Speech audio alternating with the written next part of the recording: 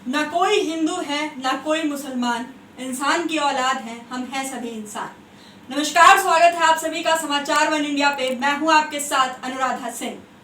इंसानियत के नाम पे नफरत फैलाने वाले बहुत मिल जाएंगे, लेकिन बहुत कम लोग होंगे जो कि पूरे देश में या कहीं के पूरे मुल्क में सिर्फ और सिर्फ अमन और शांति चाहते हैं कि इंसान पहले इंसान बनकर के समाज में आगे आए। जो प्रेम, जो सद्भावना लोगों की एक दूसरे से जुड़ी है, उसे हम यहाँ मुल्क में कायम करें। लेकिन बहुत कम लोग हैं जो कि इस मुहिम को आगे चलाते हैं। इस मुहिम को आगे ले जाने वाले एक ऐसे ही बेहद खास मेहमान आज हमारे साथ खास मुलाकात में मौजूद हैं। जी हाँ, हम बात कर रहे हैं मुफ्ती शामून काज़मी जी की, जिन्होंने आगे बढ़ करके सबसे पहले इंसानियत को आगे रखी है, ना कि हिंदू और मुसलमान को।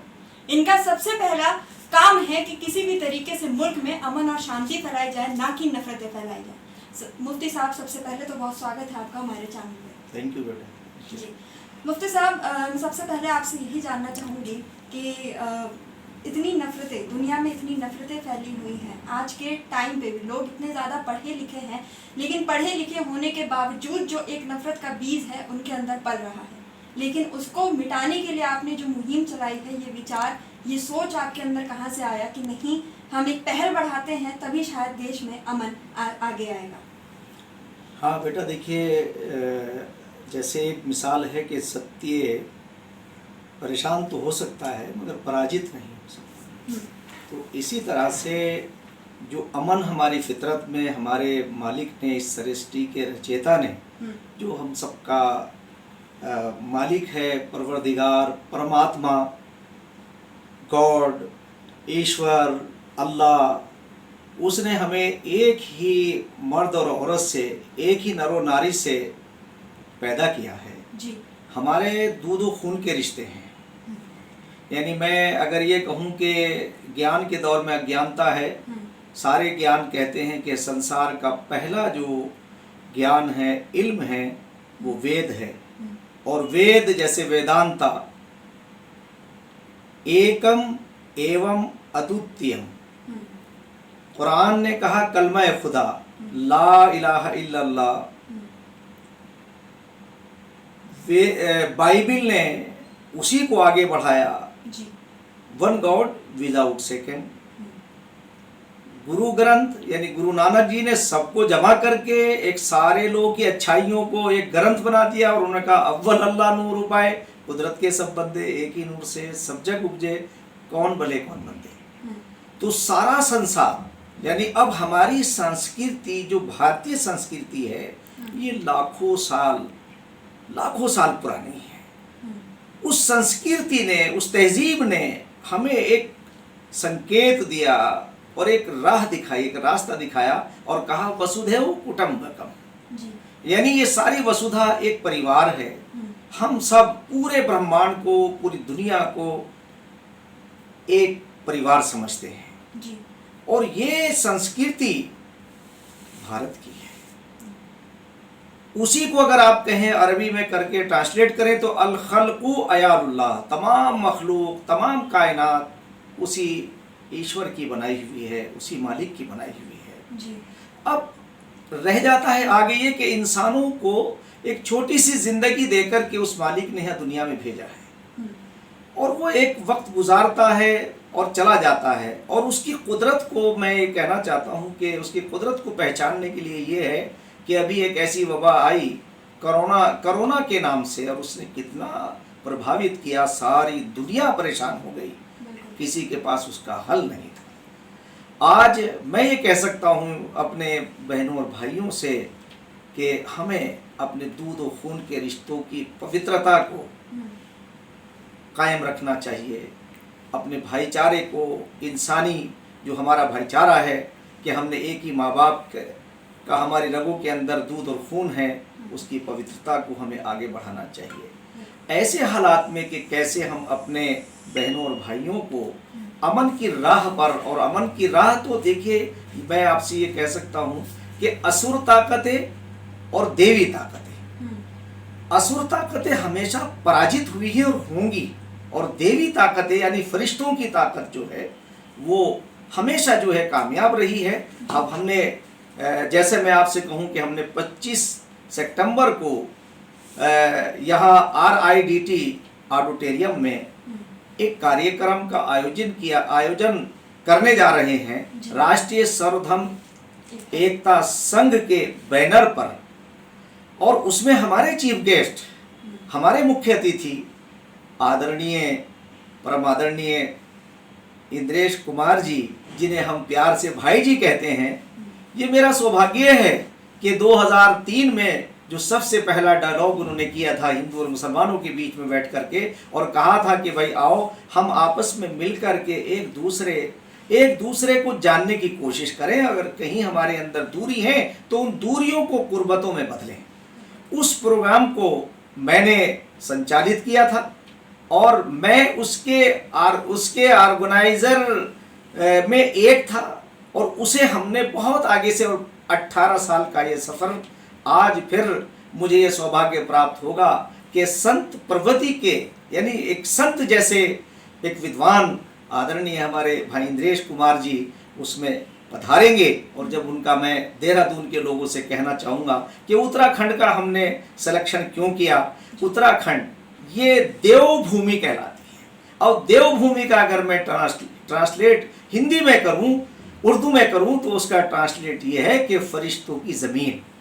तो फरिश्ते जैसे लोग जहाँ हों, फरिश्तों की जहाँ आबादी हो, वहाँ असुर ताकतों को जगह नहीं होनी चाहिए। और यहाँ का ये पैगाम पूरे हिंदुस्तान में जाएगा, पूरे भारत में जाएगा, पूरी दुनिया में जाएगा। और ये यहाँ का ये पैगाम हमारा ये है कि भाई हमारे पूजा पद्धति अलग हो सकती हैं, मगर हमारे नफ़े और नुकसान एक हैं।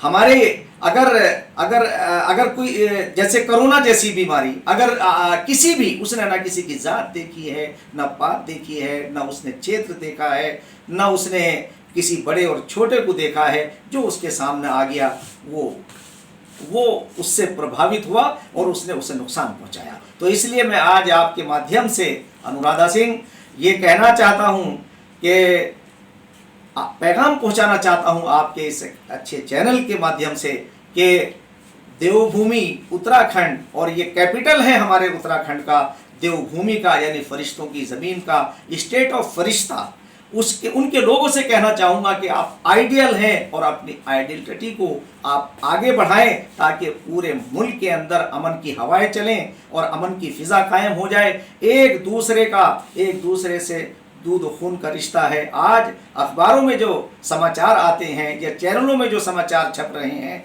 एक भाई का मर्डर कर रहा है, मारने वाले का मरने वाले से रिश्ता है। तो इसकी पवित्रता को हमें कायम रखना है, और इसीलिए हमने ये आयोजन किया है।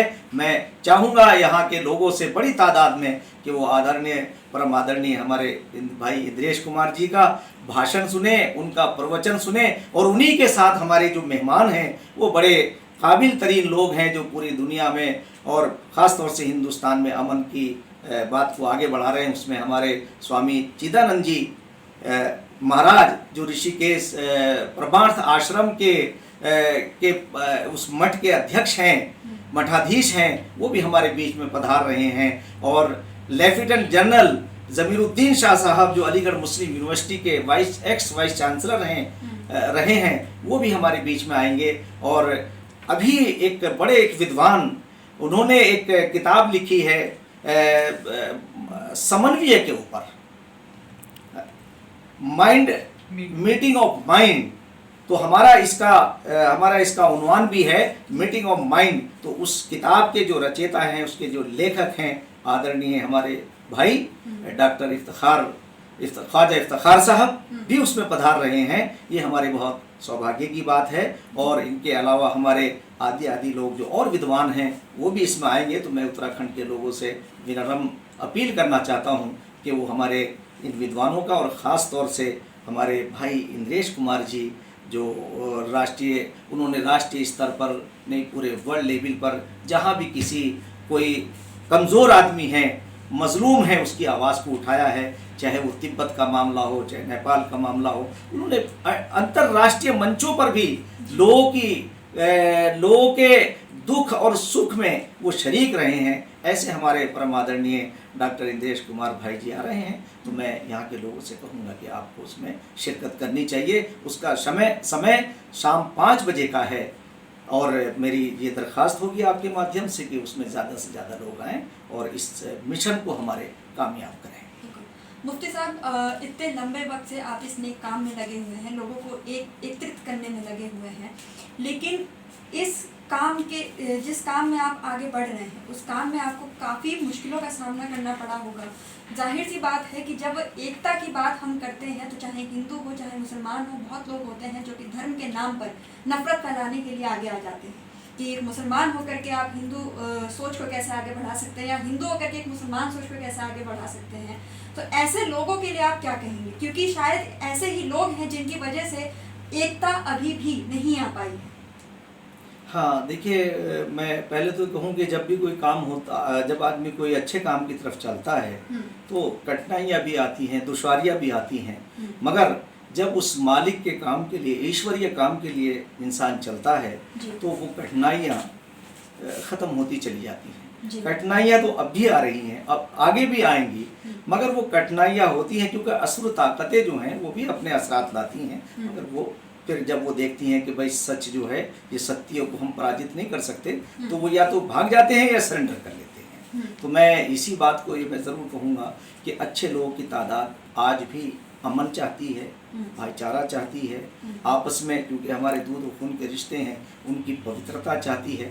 और वो ये है कि आपको मैं एक मिसाल के तौर से समझाना चाहूँ कि एक इंसान, एक शख्स आगे जा रहा है और वो रोड पर पीछे से कोई गाड़ी आ रही है, तो आप इतनी दूर है कि आप दौड़ के उसे बचा नहीं सकते, आपकी एकदम चीख निकलती है, आपकी आवाज़ निकलती है, अरे अरे ज़रा रोको, अरे देखो एक आदमी गड्ढा है सामने, कोई उसमें गड्ढे में गिर सकता है। तो वो इतनी दूर है, वो उसे कह नहीं सकता, मगर जो दूध और जो खून की जो कशिश है वो उसकी तरफ एकदम उसके अंदर एक दर्द पैदा करती है और वो एकदम आवाज़ निकलती है, अरे बचाओ इसे।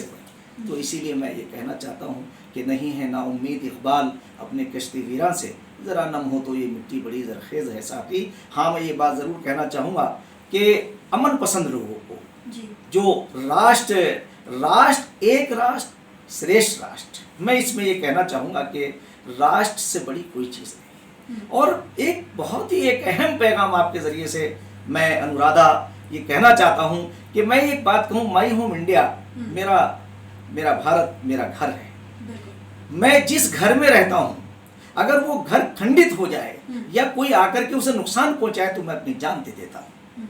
1 इंच ज़मीन को मैं किसी दूसरे के कब्जे में देना नहीं चाहता और उसके ऊपर मैं अपनी जान देने के लिए तैयार हो जाता हूँ। ये मेरा मुल्क, ये मेरा देश, ये भी उसी श्रेणी में आता है कि अगर देश कमज़ोर होगा तो हम महफूज नहीं रह सकते। मैं देश के सारे लोगों से कहना चाहता हूँ, सारे धर्मावलंबियों से कहना चाहता हूँ कि अकल से काम लीजिए, दूरअंदेशी से काम लीजिए।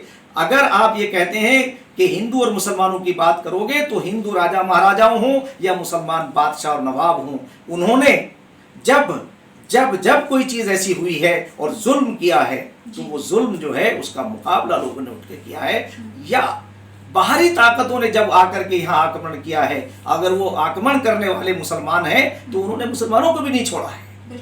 दिल्ली इसके लिए गवाह है कि जब अहमद शाह अब्दाली आया है, अहमद शाह अब्दाली आने के बाद दिल्ली को किस तरह से, पुरानी दिल्ली जो आज भी उसके निशान बाकी हैं, वहाँ मुसलमान औरतों की चीखने की और रोने की आवाज़ें आ रही थी। और ऐसे ही अगर कहीं हिंदू राजा थे और हमारी हिंदू बहनें थी, उनके साथ भी उन्होंने ज़्यादती की है। ज़्यादती करने वाला जो है वो हिंदू हो राजा या मुसलमान हो राजा, दोनों कंडम करने के लायक हैं। और आज ये सौभाग्य है हमारा कि आज हमारा सौभाग्य ये है कि हम एक लोकतांत्रिक देश, एक लोकतांत्रिक व्यवस्था हमने स्थापित की है और उसमें हम आज हमारे वोट की एक अहमियत है, उसे हमें जानना चाहिए, पहचानना चाहिए और हमें अच्छे लोगों को लाना चाहिए। आज मैं ये कहना चाहता हूँ, पिछले 70 सालों से हम ये देख रहे हैं कि जैसे आज हमारा देश आगे होना चाहिए था, हर शख्स जो है वो खुशहाल होना चाहिए था, हर चेहरे पर मुस्कान होनी चाहिए थी, आज हमारे बच्चों के चेहरों से मुस्कान गायब है, आज घरों की खुशहाली गायब है। तो मैं 130 करोड़ लोगों की कोई बात अगर करने वाला हो तो ऐसी भावना को, ऐसे विचार को का सम्मान भी करना चाहिए और आपसी मतभेद को हमें दूर करना चाहिए। मुफ्ती साहब, हमारे मुल्क में हमेशा देखा गया है कि मस्जिद और मंदिर को लेकर के लड़ाई की गई है कि मस्जिद बनाइए, मंदिर बनाइए, ये ज़मीन ये है वो है। लेकिन बात करें उसी मस्जिद में जब औरतों को दर्जा एकदम पाक दिया गया, मंदिर में औरतों को माता दुर्गा को उससे नवाजा गया, लेकिन देखा जाए तो हर रोज़ किसी ना किसी बेटी का बलात्कार कहीं ना कहीं होता है। सोच, आप इसके पीछे सोच को अहम मानते हैं कि अगर सोच पाक नहीं है तो जाहिर सी बात है कि ऐसी घटनाएं होंगी। अगर हम मंदिर मस्जिद के लिए ना लड़के बेटियों के हक के लिए लड़ें तो शायद देश की हर बेटी आज बिना डरे रातों में, या फिर हम कहें कि बिना डरे अपनी मंजिल को, अपने मुकाम को वो पा सकती हैं। लेकिन कुछ चंद लोगों की वजह से आज भी बेटियां डरती हैं कि कहीं हमारे दामन पे कोई दाग न लग जाए। बहुत अच्छा आपने ये सवाल किया। मैं भी बड़ा दुखी हूँ इस बात से कि आखिर हमारे जिस्म का हिस्सा, हम एक, हमारे दूध और खून के रिश्ते, बेटी, माँ, बीवी, अलग अलग बहन, ये अलग अलग रिश्ते हैं। और इन चारों रिश्तों को अगर आप देखेंगे तो कितना, बहन की ममता, बीवी का यानी पत्नी का त्याग और उसका कंट्रीब्यूशन, इसी तरह से बेटी का जो है बेलौस, उसकी बेलौसियत, कितने प्यार करती है वो। बिल्कुल। तो इन चारों रिश्तों के अंदर जो, और माँ के पैरों के नीचे जन्नत, यानी माँ के कदमों के नीचे जन्नत, और हम उस जन्नत को उजाड़ रहे हैं, हम उसे खंडित कर रहे हैं। तो मैं बेटा एक बात ये आपके उससे कहना चाहूँगा कि पहले तो ये कि बेटी और बेटे में कोई फ़र्क नहीं है, दोनों बराबर हैं। बेटी और बेटे में कोई फ़र्क नहीं करना चाहिए। हमारी अगर बेटियों को भी बेटों की तरह बराबर ऐसे ही प्रोत्साहन मिलेगा तो मैं उन सब तमाम माँ बाप से कहना चाहूँगा कि बेटियाँ बेटों से किसी तरह कम नहीं हैं, बल्कि मुझे उनमें ममता कुछ एक्स्ट्रा लगती है। तो इसलिए मैं एक तो ये बात मैं कहना चाहूँगा। दूसरे, एक ऐसा माहौल यकीनन होना चाहिए कि जो रोड पे जा रही है वो हमारी बेटी है, हमारी माँ है, हमारी बहन है। अभी बहुत सारे वाक़यात सामने आ रहे हैं, वो उन्हें रोकना चाहिए। और ख़ास तौर से मैं जानता हूँ सारी चीज़ों को कि हमारा देश बहुत बड़ा देश है, विशाल देश है, मगर सरकारों का भी कर्तव्य है। वैसे मैं ये समझ रहा हूँ कि धीरे धीरे आप देखेंगे कि सुधार आ रहा है और काफ़ी चेंज है, मगर वो और तेज़ी के साथ आना चाहिए। आज अगर ऐसा हम करेंगे तो हमारी जो सभ्यता, हमारी संस्कृति जो पूरे विश्व के अंदर जो है, हम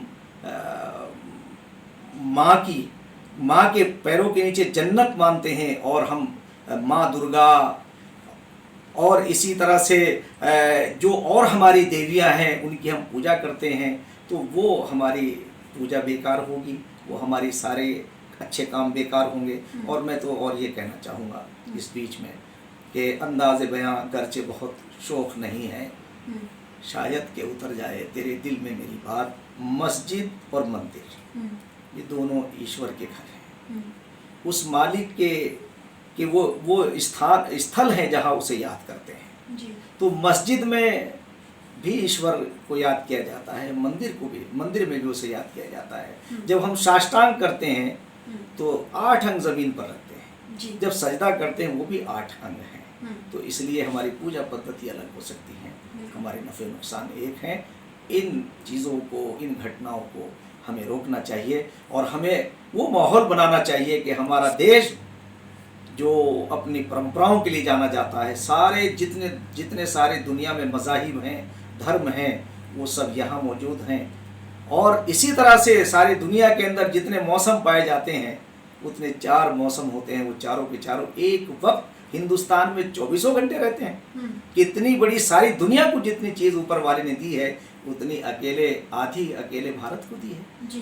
तो मैं ये कहना चाहूँगा कि हमें एक ऐसा देश बनाना चाहिए, एक ऐसा संकल्प लेना चाहिए कि देश में कोई दुखी ना हो,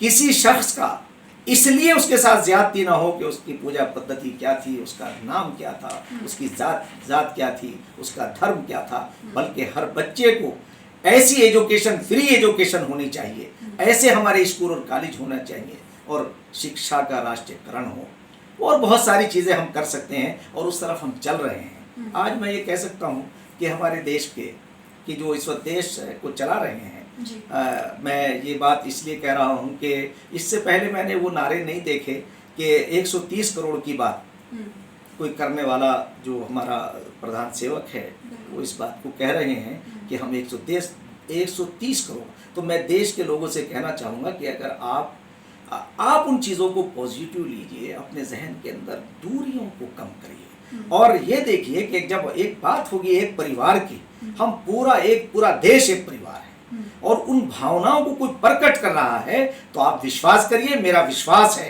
कि ये दुनिया में ये देश सिरमौर होगा। हमने दुनिया का नेतृत्व किया है और फिर करेंगे। हमारा नेतृत्व जो है अमन और शांति के लिए, भाईचारे के लिए है। तो इसलिए मैं इस मौके पे ये बात कहना चाहता हूँ, तमाम धर्माचार्यों से भी कहना चाहता हूँ कि अगर देश कमज़ोर होगा तो कहाँ होगा धर्म, कहाँ होंगे धर्माचार्य। तो धर्म एक हॉस्पिटल है, धर्माचार्य उसके डॉक्टर्स हैं। तो अगर आदमी बीमार होता है तो वो हॉस्पिटल की तरफ जाता है, डॉक्टर के पास जाता है। इसी तरह से जब वो परेशान होता है तो वो रूहानी यानी उन संतों के पास जाता है, उनकी शरण में जाता है। तो मैं संतों से और अपने तमाम धर्मों के विद्वानों से कहना चाहूँगा कि आप अमन की, भाईचारे की, खुशबू की जो हमारी रिवायत है वो पूरे भारत में फैलनी चाहिए, आपके जरिए से फैलनी चाहिए। जी मुफ्ती साहब माफ़ करिएगा, आपको यहाँ पर रोकना चाहूँगी, लेकिन कुछ ही धर्माचार्यों की सोच ये है कि छोटे कपड़े पहनने से बलात्कार को अंजाम दिया जाता है। तो मेरा ये सवाल है कि अगर छोटे कपड़े पहनने से होता बलात्कार तो 5 या 3 साल की बच्ची का इसमें क्या है अपराध, उसे आप कैसे साड़ी पहनाएंगे? नहीं बेटा, ये बिल्कुल उन लोगों की सोच को मैं कंडम करता हूँ, और मैं ये कहना चाहता हूँ कि ये छोटे और बड़े कपड़ों की बात नहीं करनी चाहिए। अगर आपकी दृष्टि जो है, आप ये देख रहे हैं कि सामने जाने वाली मेरी बेटी है, आपकी बेटी अगर आपके जहन में आनी चाहिए, आपकी माँ आपके जहन में आनी चाहिए, तो मैं समझता हूँ कि ये, मैं तो अपने ज़बान से ये लफ्ज़ भी इस्तेमाल नहीं करना चाहता हूँ। बड़ी मुझे घृणा होती है कि जब ये मैं खबर सुनता हूँ कि हमारी बच्चियों के साथ दुराचार हो रहा है, मुझे इस शब्द से भी नफरत है। मैं आपको बता दूं बेटा अनुराधा कि आज मैं क्या कहूं कि मेरे दिल में इतनी तकलीफ़ है कि आज मगर वो ऊपर वाला जो है उन सारी चीज़ों का समाधान कर रहा है। मैं मुस्लिम समाज की, हिंदू समाज की, मैं सारी मैं सबसे जुड़ा हुआ हूँ।